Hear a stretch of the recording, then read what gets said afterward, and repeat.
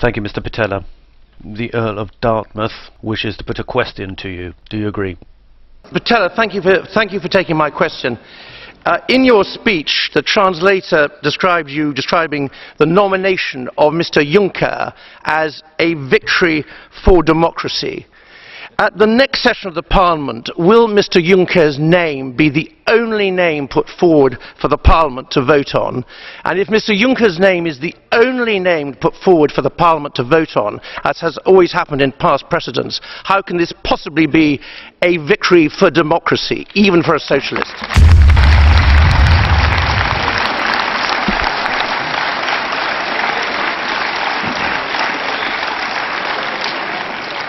Yes, okay. Caro collega. Dear colleague, let me explain in simple terms. First of all, the governments get together and they nominate a President of the Commission. That's not a demonstration of great democracy. For the first time in history, there was an electoral campaign where the big European political families indicated the personalities, and the citizens cast their vote in cognizance of those personalities, and the majority result of the vote was for Mr. Juncker. The democratic consequence of that is the nomination of Mr. Juncker. I think that can't be too difficult to get your head around.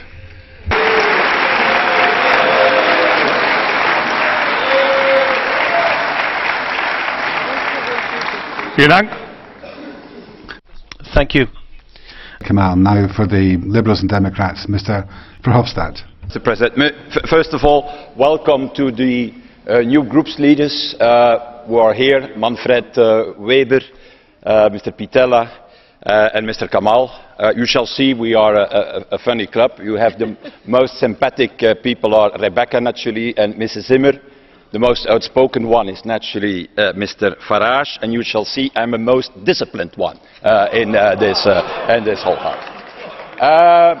That said, let's be honest about it. The most important outcome of this European Council was one thing. That was the nomination of Jean-Claude Juncker as candidate president of the European Commission. And I don't understand all the criticism that has been put forward to Mr. Pitella in saying that's not democratic. The procedure is exactly the same as David Cameron is nominated in the British Parliament. So I don't see any problem.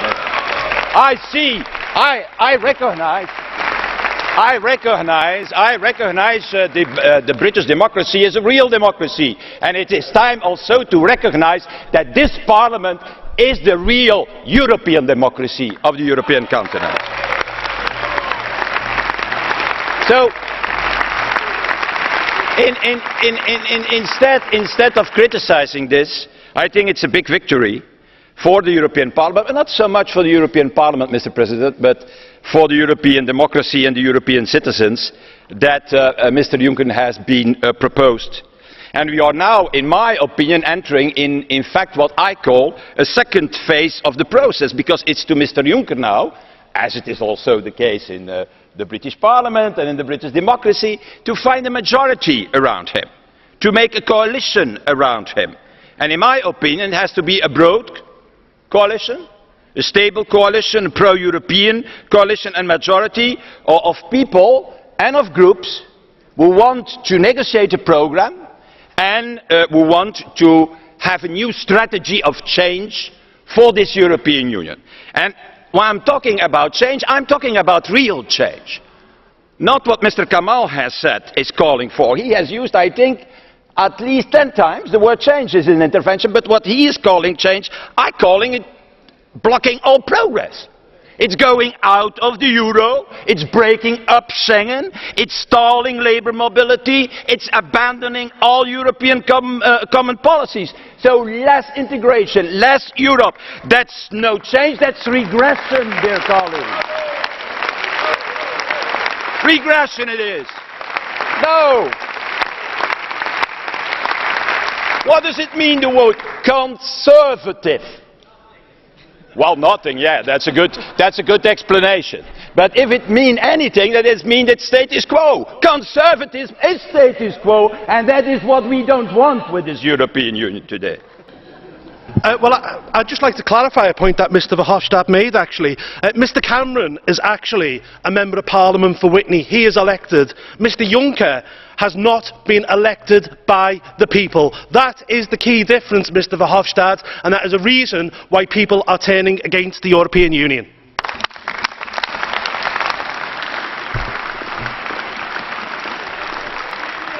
I can only say one thing. I have seen Mr Juncker together with Mr Schulz and together with Ska Keller, who is not there, and with Mr José Bové in all the debates for this European Parliament. He has been fully involved in this European election. I didn't see you in this European election. I didn't see even Mr Cameron in this European election. After the European election, he came forward to say that a number of things have to be changed, that Mr Juncker could be nominated. So, in my opinion, this is real European democracy, these debates and this public opinion.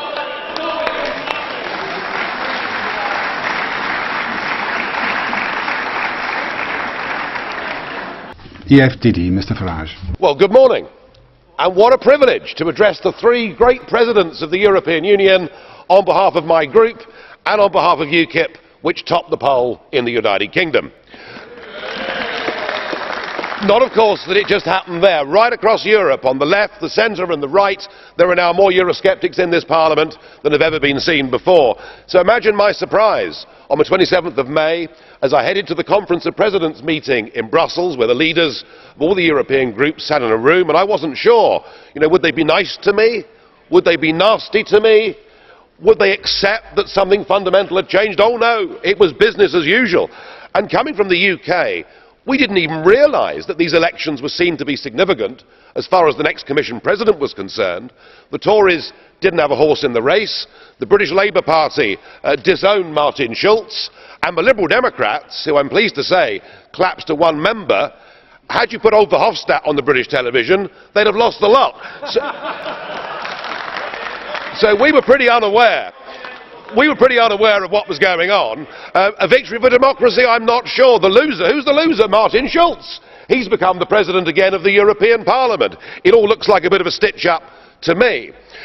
Dave obviously misunderstood the mood, not understanding this, and after some initial encouragement from a few other member states thinking they might block Mr Juncker, he then ran into the new golden rule of EU politics, which is when Mrs Merkel speaks, the other heads of state obey.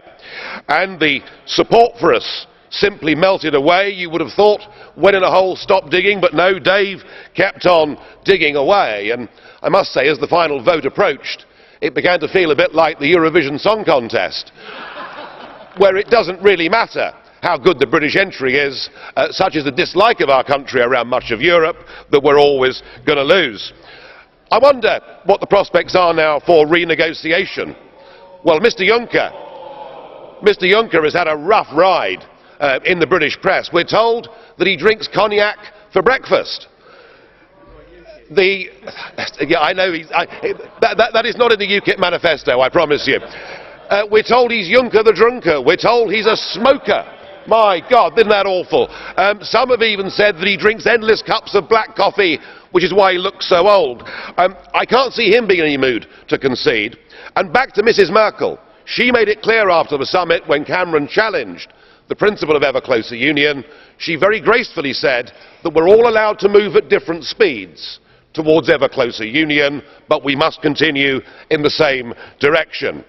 We've got a referendum coming up at some point in the not too distant future in Britain. There is one thing that would convince the British voters to vote to remain part of a European Union, and that is a fundamental treaty change that says we no longer have to accept untramelled access to countless millions of people from across the whole of Europe. We need, and the British people demand, 80% of them want us to get back control of our borders so we can choose who comes to Britain. Now, having lost 26-2 in the last vote in the Council of Ministers, we're going to need to do this, to succeed with this, to end total free movement, we're going to need the support of the European Parliament. Are you going to help Britain to end the free movement of peoples? I don't think so. Are we going to win 28-0 in the Council of Ministers? I don't think so. It isn't going to happen. We're whistling in the wind, and we are closer now to exit than ever. And for the rest of the EU, I suspect the next 5 years will bring endless misery for the southern Mediterranean Eurozone countries. That perhaps is reflected by the number of Italians we now have in our group. And what have we seen in the last 48 hours? We've seen naked militarism, with the EU flag being virtually goose-stepped round the yard. We've seen the European anthem, and actually, I'll tell you this, we now, the Eurosceptics, are the progressives. These two gentlemen had nothing to say today. It was the usual dirge-like dull, looking back to a model invented 50 years ago, and we're the ones that want democracy, we're the ones that want nation-state, we're the ones that want a global future for our countries, not to be trapped inside this museum. Thank you.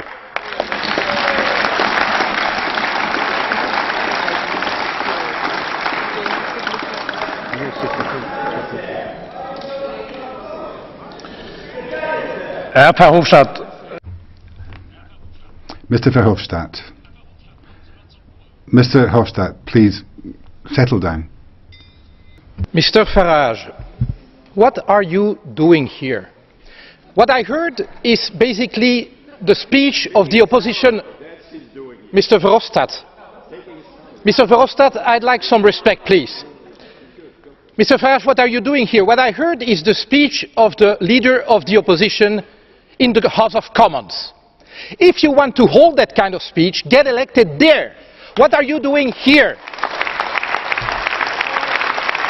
The reason why you are speaking here is that you have enlisted continental Europeans in your group just to be able to boast as a British citizen who wants to get out of the European Union. If you want to be considered as the leader of a European political group, then make speeches of a European political leader. Thank you.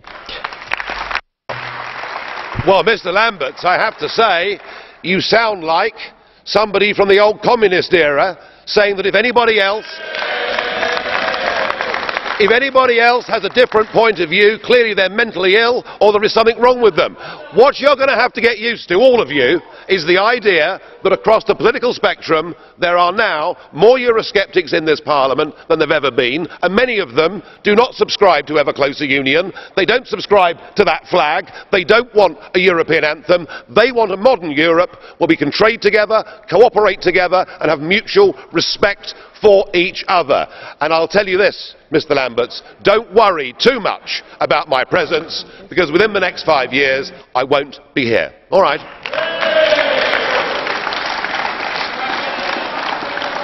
Okay, vielen Dank. Mr. Carthy, 1 minute.